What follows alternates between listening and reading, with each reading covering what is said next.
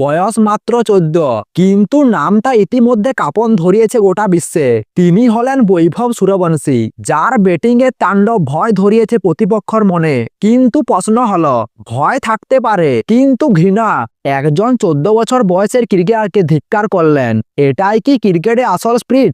বৈভব ছক্কা মেরেছিল আগের ম্যাচে এবং করেছিলেন সেঞ্চুরি। ক্রিকেটারদের সঙ্গে হাসি, ছোট বয়স কিন্তু বড় মঞ্চে আত্মবিশ্বাসী ব্যাটিং, বোলারদের চোখে চোখ রেখে মারছে আগ্রাসী শট। ক্রিকেট বিশেষজ্ঞদের মতে এই বয়সে এমন মানসিকতা খুব কম খেলোয়াড়েরই হয়, কিন্তু ফাইনালেই বদলে দিল পুরো গল্পটা। যুব এশিয়া কাপ ফাইনালে মুখোমুখি ভারত পাকিস্তান, অমর শাহিতে জমজমাট মহারণ, সমীর মিনহাসের দুর্দান্ত 172 রানের ইনিংস, পাকিস্তানের স্কোর 347। ব্যাট করতে নেমে শুরু থেকেই চাপে পড়ে যায় ভারত, মাত্র 156 রানে অল আউট হয়ে যায়। অধিনায়ক আয়ুষ মাত্রে ব্যর্থ, আর বৈভব সূর্যবংশীও ব্যর্থ। বৈভব সূর্যবংশী মাত্র 26 রান করে আউট। কিন্তু মাঠের গল্প এখানেই শেষ হয়নি। দর্শকদের রিয়াকশন শট ফিল্ডিং করার সময় থেকেই শুরু হয় অস্বস্তিকর দৃশ্য। গ্যালারি থেকে একাংশ পাকিস্তান সমর্থকদের ক্রমাগত বিদ্রূপ।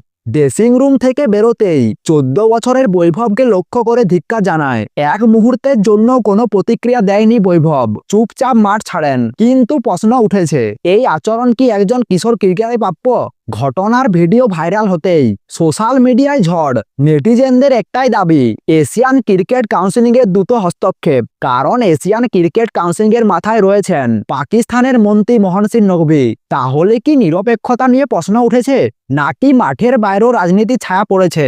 এখানেই শেষ নয়। পাকিস্তান দলের মেন্টর সরফরাজ আহমেদ ভারতকে নিয়ে উল্টে প্রশ্ন তুলেছে। সরফরাজ বলেন, ভারতের আচরণ একেবারে ভালো ছিল না। ক্রিকেট মাঠে তাদের অনৈতিক আচরণ।